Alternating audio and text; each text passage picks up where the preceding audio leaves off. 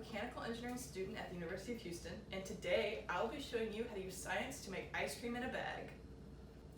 For this experiment, you'll need both a gallon size and a quart size Ziploc bag, 1 cup of half and half, 2 tablespoons of granulated sugar, a half of a teaspoon of vanilla extract, a bowl and a whisk to mix that all up, 3 cups of ice, a 1/3 cup of kosher salt, and whatever toppings you'd like to put in your ice cream at the end. Let's get this ice cream party started! Woo! If you don't already, go ahead and get all of your ingredients lined up in front of you so that we can do this experiment together. So, we get 1 cup of half and half. Pour that into my mixing bowl. So, 2 tablespoons of granulated sugar. 1 and 2, and then a half of a teaspoon of vanilla extract.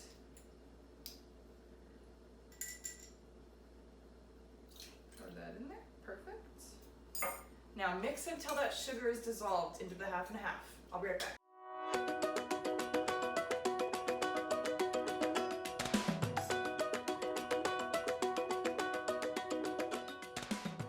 Once all your sugar is dissolved, take your smaller Ziploc bag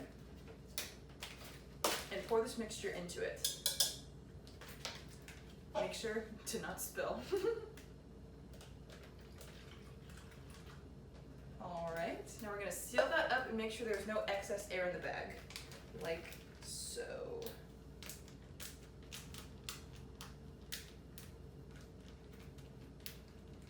See, look, perfect, no air. I'm gonna set that aside for a second and then take my much bigger bag, open that up, and put in my 3 cups of ice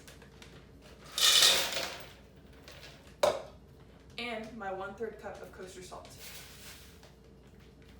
Once I have done that, I'm gonna take the smaller bag with ice cream mixture inside, put it in the big bag, seal up the big bag nice and tight, like this.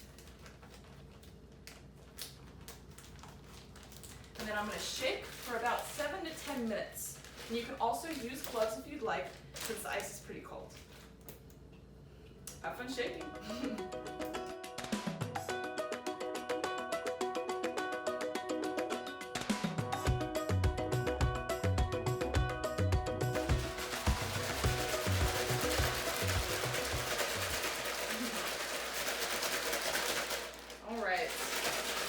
Been doing this for about 10 minutes and feels pretty solid. Let's see how it is in there. I'm going to open this over my sink so that I don't accidentally spill some salt water out. Oh! It looks like ice cream. This is amazing. Got my tasting spoon out.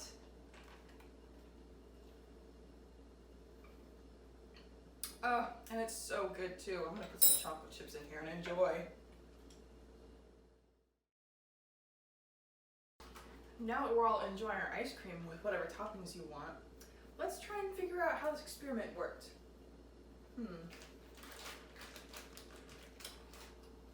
So,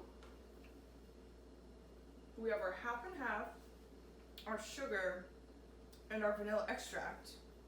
That'll make sense because that was what was used to make the ice cream. That's what it tastes like. I have ice, obvious. Need to make it cold. It's called ice cream after all. It needs to be cold. And then I have kosher salt. I'm sure if I made it without the kosher salt, it would work just fine. I'm gonna give it a try while you guys keep eating your ice cream. All right. So just like last time, I'm gonna take 1 cup of half and half, 2 tablespoons of granulated sugar, and then a half teaspoon of vanilla extract, and then mix it all up until that sugar is dissolved. Pour it into my smaller bag again, taking care not to spill on my counter. And then I'm gonna take my big bag again and put in my 3 cups of ice. However, this time, I'm not gonna put in that 1/3 cup of kosher salt, because who needs that? You know, just ice will be fine. We need it to be cold. I don't know why we put salt in there.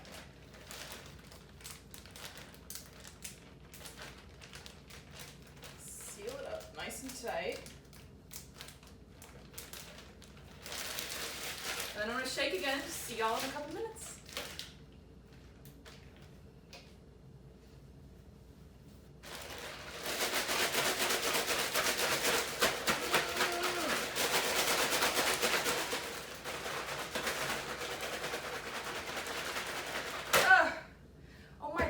You guys, I've been shaking this bag for like 20 minutes.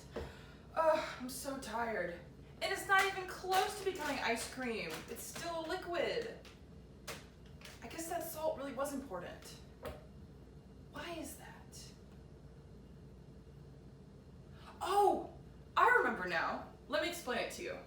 So, whenever salt is added to water or ice, which is just frozen water, it allows that water to have a lower freezing point. This, among other things, means that the ice with salt in it is going to be able to be much colder than the ice without salt in it. Come in for a closer look. Let me show you. Alrighty, you guys. Here is my ice with salt, and here is my ice without salt. I've left them out for a couple of minutes just so that the ice can get all nice and mixed with the salt in this bowl. And I'm about to do something that I do not want you guys to try at home, okay? I've been trained and I'm going to be very careful. I'm about to test and see which one of these bowls feels colder to the touch. If the science is right and it all turns out correctly, this one should feel much colder. So let's find out. Once again, do not do this at home. I am being very careful. Ooh, and this one indeed does feel much colder to the touch. The science was right. Woo! Now, let's talk about how salt is able to lower the freezing point of water. However, in order to do that, we first need to talk about how water freezes and becomes ice and what that looks like on a molecular level. When water freezes into ice at low temperatures, that means that the water molecules are cold enough and have slowed down enough to crystallize into a more rigid structure, like solid ice. As you can see here, this ice is very solid. As we know, that process happens at 0 degrees Celsius or 32 degrees Fahrenheit. However, when salt is added to the equation, that all changes. Get a little mix here.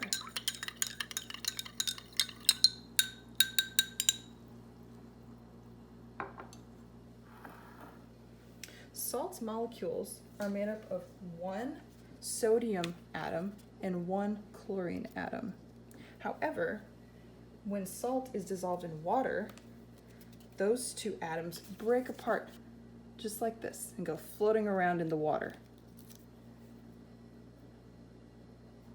Then, when the water tries to freeze at its normal temperature, which is 0 degrees Celsius or 32 degrees Fahrenheit, the normal freezing point, it is unable to because these atoms keep getting in the way and keep stopping it from crystallizing.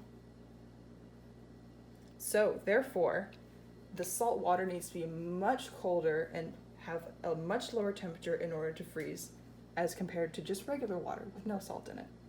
Now, contrary to what you might think after doing this science experiment, this science isn't just limited to making ice cream in a bag without having to use an ice cream machine. No, it has some other really cool, really important real-world applications as well. Now, during the winter in very cold climates, when the people that live there are expecting to have a rainstorm or a snowstorm, they will put salt on their roads. Not exactly this kind, but something very similar. They do this because of what we just talked about and the science behind it. Obviously, driving on an icy road is very dangerous, and the people that live there want to avoid that at all costs. So they put salt on there to stop the water from the precipitation from freezing on the roads. Just like we talked about, adding salt to water makes it so that the salt water can only freeze at a much lower temperature than that of regular water, meaning that once the water mixes with the salt, it will not be able to freeze at the same point that it was before. That means that the air in the ground will need to be much colder than it was before for that water to freeze and turn into dangerous road ice. Well, that's all I have for you guys today. I hope you had fun making this tasty treat while learning a little bit more about chemistry. Cheers and go Cougs!